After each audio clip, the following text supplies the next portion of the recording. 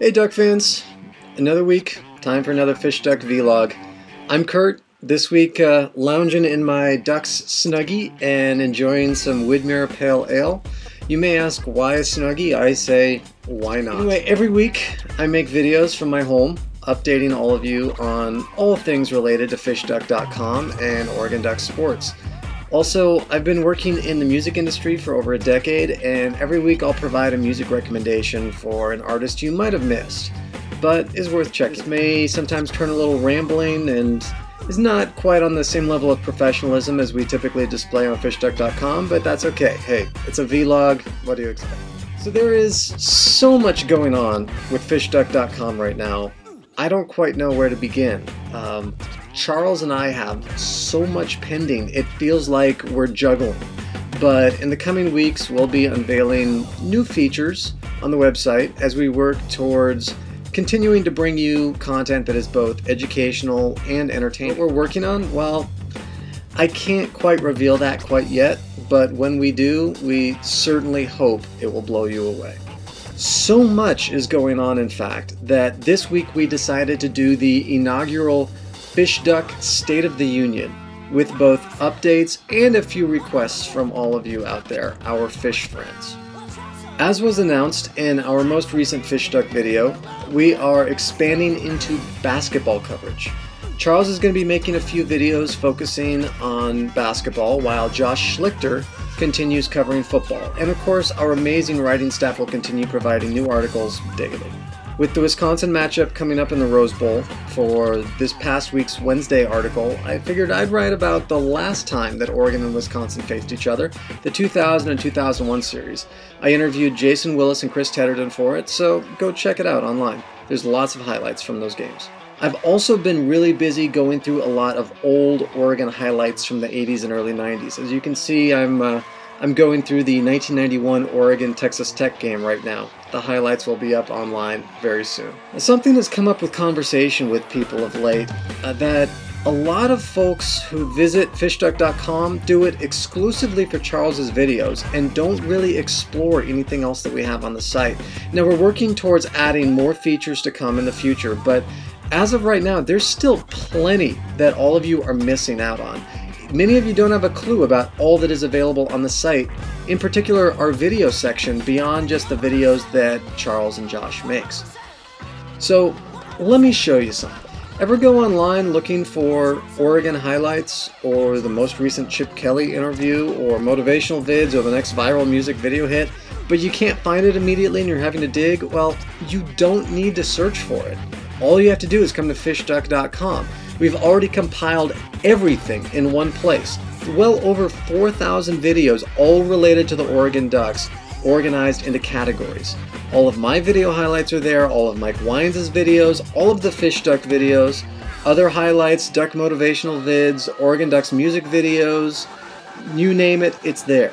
Josh and Charles' Fish Duck videos, documentaries, interviews, fan vlogs, and everything else Oregon Ducks related.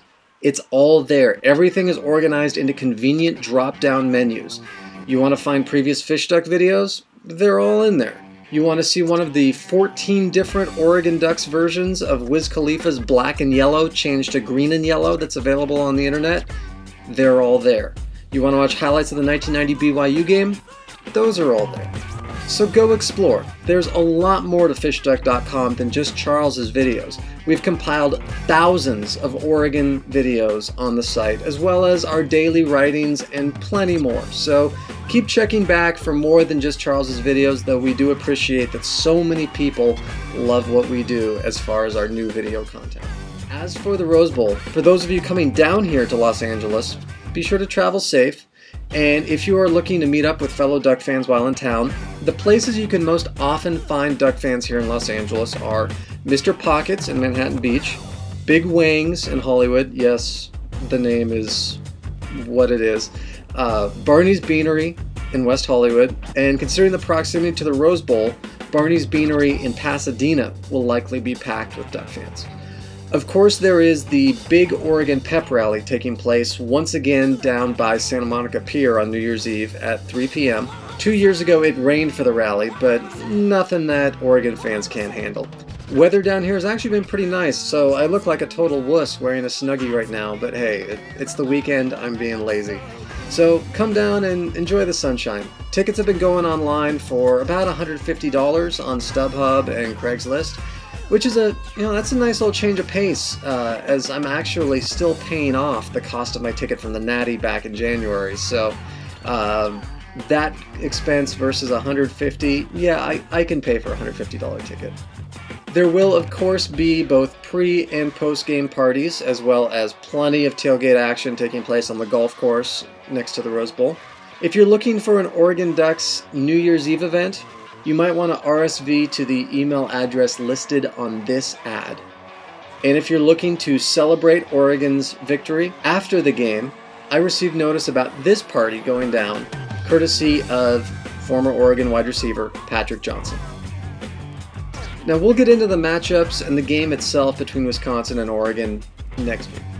As for basketball, it's once again good news, bad news.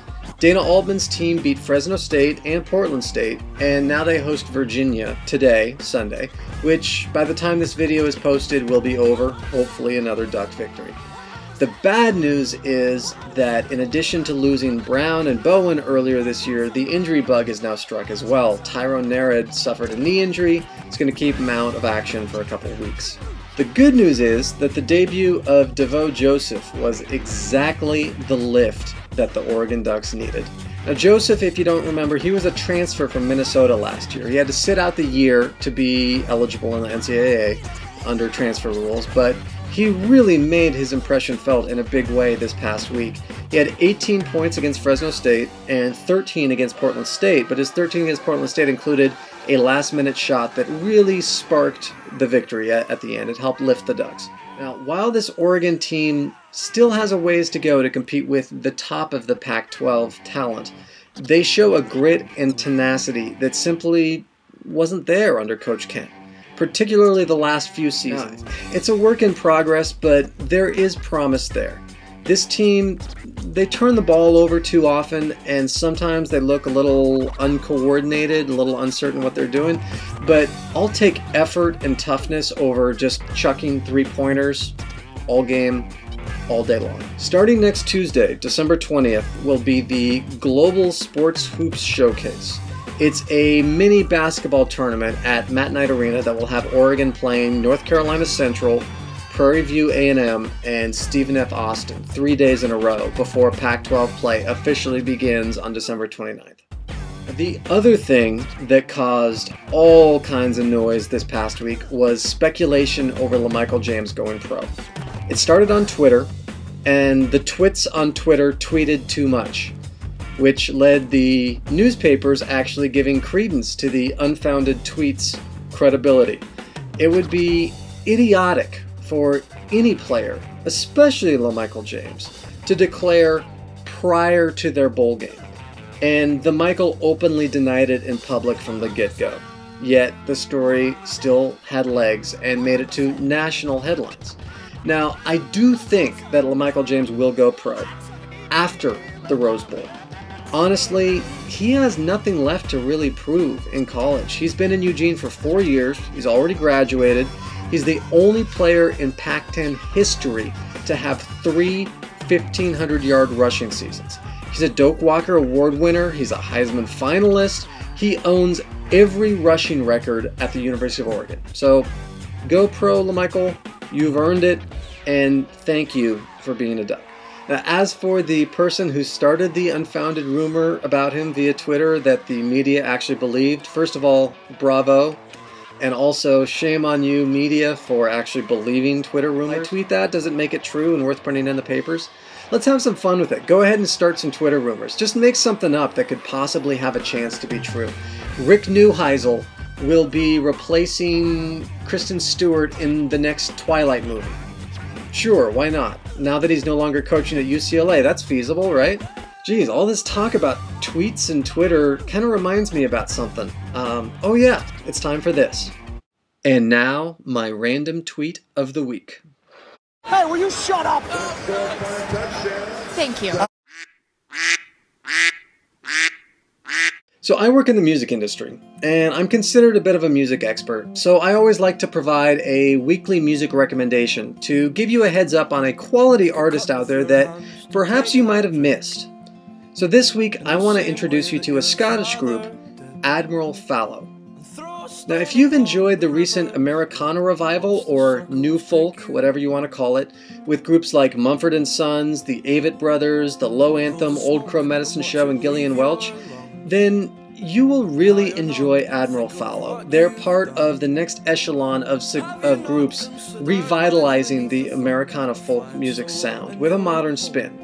Now, Admiral Fallow fit in with this Americana revival movement very well alongside Mumford & Sons. That's the group they're probably most reminiscent of, as Scotland has very quietly created a wealth of fantastic music in recent years, with Frightened Rabbit and Idlewild and Snow Patrol being the most popular to emerge from Glasgow and Edinburgh in recent years. Check out Admiral Fallow's debut album, released in the UK in summer 2009 and re-released in the US in March of 2011. The album is called Boots Met My Face. Here's a personal favorite from the record. This song is called Squealing Pigs.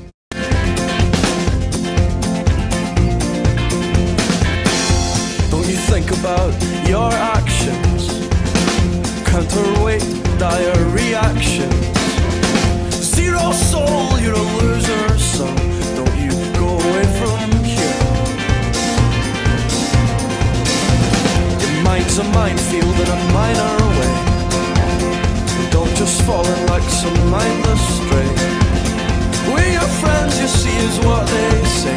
Don't you go away from here. Sinking feeling of being alone, and it's the way it makes you screech and pulls the skin off your bones. And I can't help but think as I pick my mouth off the floor, will you still know me in a year, in a year, in a year?